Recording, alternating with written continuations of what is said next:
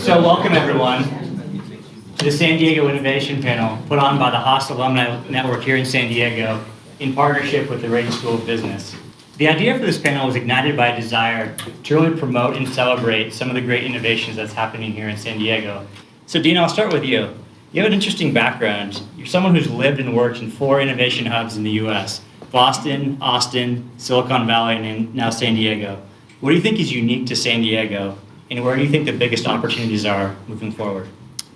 So yeah, this is true that I've lived in 3 other tech hubs, and I've only been in San Diego since 2012, and my network here is much more expansive than it's been in any of those other locations, and I found that it's been really easy to connect and tap into networks here in San Diego.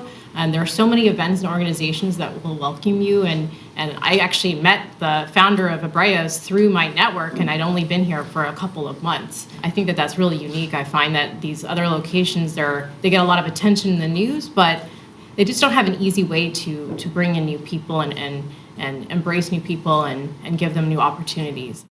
There's a lot of innovation here in all kinds of sectors. There's a lot of cybersecurity here. There's a lot of life science, medical device, bio, pharma. I see a lot of audio technology for some reason in San Diego. We have a company called Turtle Beach that we work with, and they have developed this speaker that is a glass speaker, right? A glass speaker that is thin, like a sheet of glass. It's see-through speaker, okay? So think about that. You can put that into a screen of a TV or device. You no longer need an external speaker. The device gets smaller, the TV gets smaller. That's extremely innovative, right? Yeah. These things are happening in San Diego, and no one really kind of knows about them, but they are kind of game-changing. But they're just not getting publicity. I think San Diego has a lot to offer, just outside of life sciences. And the fact that we have, the Navy, the academic institution, the IT, the life sciences, the sport industry, basically the convergence of all of those fields really create some fantastic innovation. I think San Diego is a little bit of the supermarket of innovation, at least in life sciences. We don't have the big guys in town, right? But they come here, they acquire small companies. So we're the supermarket of innovation. It's partially due to the lifestyle San Diego affords here. People like living here. Great scientists like to live here. They don't want to live in LA. They like to be here. Mm-hmm. And apart from that, you have Mexico as a manufacturing workshop right around the corner, which is a great thing. You don't have to go to China necessarily if you want to produce a piece of good. And a lot of companies take advantage of that, and it's a very maybe underappreciated fact for San Diego. What a lot of people don't know is a big piece of the sporting goods industry here. And if you think about sporting goods hubs, they're really Boston, Portland, and here in San Diego. And really most of that is based on the fact that people that want to work in the sports industry want to play here. It's pretty simple, right? It's the perfect place to play. One of the key pillars in creating a culture of innovation is being more customer-centric. So Brian, I want to ask you a question. So something at Skills I think is really unique to you guys is that you guys have created, I believe you said, an athlete-centric organization, which is the same or similar to companies being customer-centric. Can you talk to us about how you built an athlete-centric company and how other companies could perhaps apply that same approach to their benefit? Yeah, for us, it is literally just weaving our customer, we call our athlete, into the fabric of our lives every day. Because for us, being customer-centric just means having great insight. And the only way to have great insight we see is simply just to be around it every day and experience it and to have open ears. And so for us, we do that in a couple ways. First and foremost, we hire athletes because it's easier for them to get the insight because they have that experience. So 80% of the people that work at Skills played at least high school sports, 40% played at least college level, and 10% played professionally. We actually have our customers inside our building every single day. So we actually have a major performance lab inside of our headquarters. It's not run by us, it's run by a partner. And so we literally have 12-year-old athletes all the way to professional athletes in and out of our building every day. And our windows in our offices are set up so that we can see that lab or that performance facility. So we're literally watching people with our product every single day, which is pretty darn interesting. It's actually quite easy to make a product once you have the insight. It's the insight that seems to be really elusive, and that's that's how we think about customer centricity, is just getting closer to that insight every day. For us, we're an education platform, and we challenge ourselves same in the same vein that Brian hires folks in terms of the athlete. We hire learners, and we firmly believe that the best way to innovate is to try something new and to push yourself. And that's the only way you grow. That's the only way you become a better person. And for us, that translates into everything we do within product, with everything we do within tech. And we hire people that are learners, and that is part of you hire athletes, part of our interview regimen is making sure we uncover what people do to improve themselves on a regular basis, both in their personal and professional life, because we think that really translates into a culture of innovation and also allows them to set the bar higher. And when we innovate, we do so through goal setting. We have, I think, for years sold at a certain level, and we hired a rep 4 months ago who in his first month tripled the pace of any other sales rep, closed 3 times more sales than any other sales rep we've ever had. He was oblivious to the records and expectations. And so without having this constraint on him, he went in there and shattered every record we've ever had in his first month, and we set the bar higher because of that, because of who we hired, and we look for folks that can set the bar higher and innovate in what they're doing, and it just comes back down to who you hire.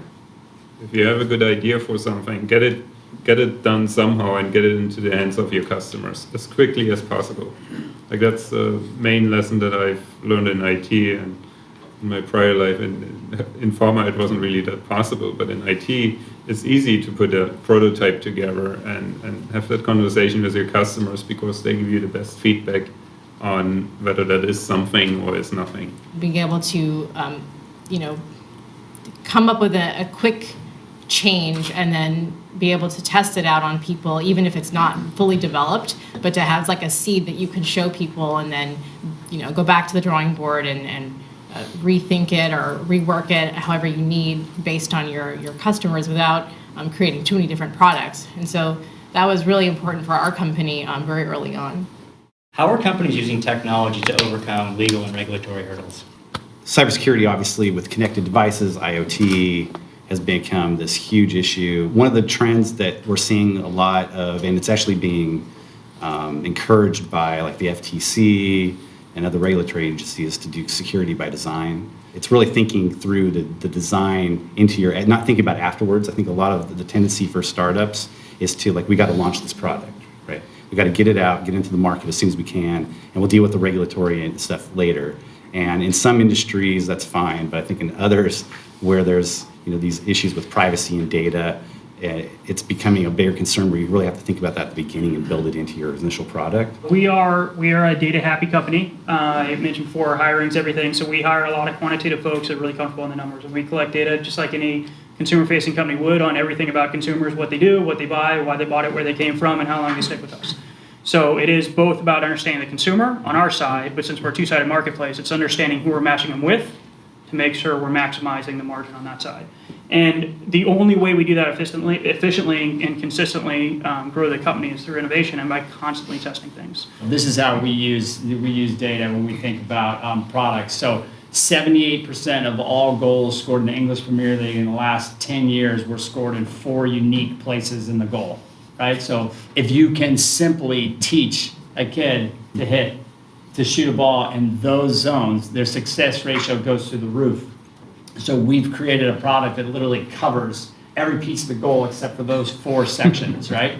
And so mentally and physically, I'm training my body every day when I'm training to simply use those, to go to those zones. And so we have specialized striker coaches in the English Premier League coaching with that product. We have top professional, top college and youth teams all over the world using that product. Another example is baseball. Anybody like baseball? Anybody hitting baseball? You're a good sports fan. You like them all. So one of the things, baseball is so rich with data. So a couple of things we know about baseball is that depending on the exit velocity, so how fast the ball comes off the bat, and the exit angle dictates your complete success as a batter in the sport of baseball. And so we know that if you hit if the angle of the ball comes off your bat between 11 and 33%, right? Or the angle is 11 to 33, you would hit theoretically 685 in Major League Baseball, which is double the best ever, right? And we know that between almost every home run that's hit in MLB comes off at a 23 to 29 degree angle. And so we have products, and we're developing products that teach kids that repetitively, if I can hit into those zones, so if I'm hitting off a tee into a net in my backyard, if I can hit into those zones, I can figure out if the tee is 10 feet away from the net and the tee is at X height and it goes into the net at this area, that yes, you are in that 11 to 33 range, and therefore you're going to find success more often than not. What methods are you using to identify and evaluate new marketplace opportunities? 3 weeks ago, when I was up at Adidas Future Center in Portland, they like the cross-fertilization between the verticals. They have those events where they bring everybody in the company, so there are like 40 people in Adidas Future. They bring them together regularly to listen to topics that are completely outside their field. So they make them available for an hour and listen to, I was part of that group, listen to a completely strange topic just to get them talking to each other and cross-fertilizing each other in those verticals. And that's a very good example, and I want to institute that for VerifiR as well. If you're really good in a vertical, that's good, but so are 1,000 other people out there.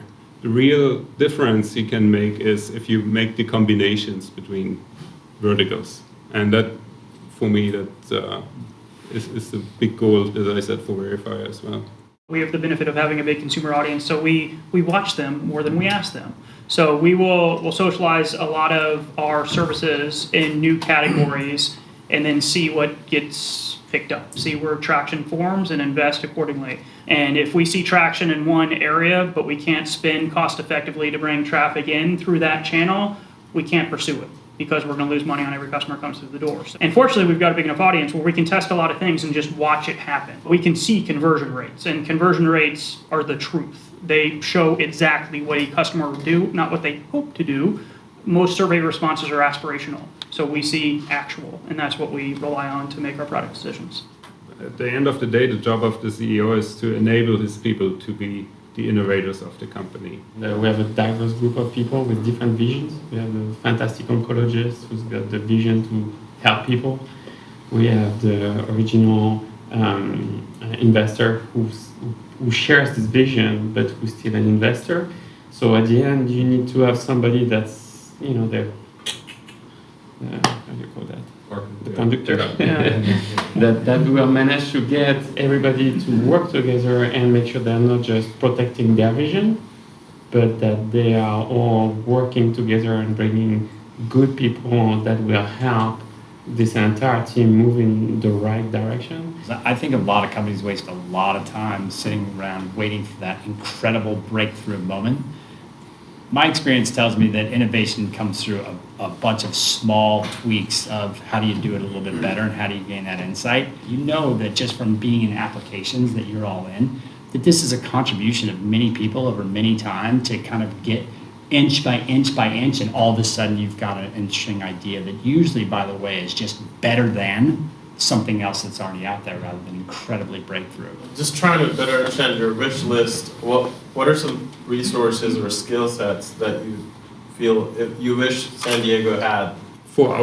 In the startup phase, my wish list would be if there was more VC activity going on here. Yeah, I'd add product managers. And consumer-facing product managers that have been there. And I think there's a misconception that product manager is just technical. Product managers are business owners and should have a business mindset, and that every investment in the product drives a return. And I think that's a big void for us here. It seems to me that anything that's digitally oriented, that's kind of digital and business combined, is at a shortage, right? We see it in digital marketing capabilities and talent. We see it in digital management talent. We see anything where there's that combination of business skills, market skills, and digital know-how. So difficult to find here. It's a real scarcity for us. There's always a next stage you can get to. You just need teams that are really, really passionate about serving the customer. And they will want to deliver better product because they're intrinsically motivated to do so. And if you get a customer-facing, customer-focused team, I should say, that's for at least in my experience, that's the secret to continuing to push the product farther and farther. Well, thanks everyone. I hope you guys have had some fun and you walk away with a few insights to bring back to your companies. Special thanks to the 6 panelists and to Rady for hosting tonight.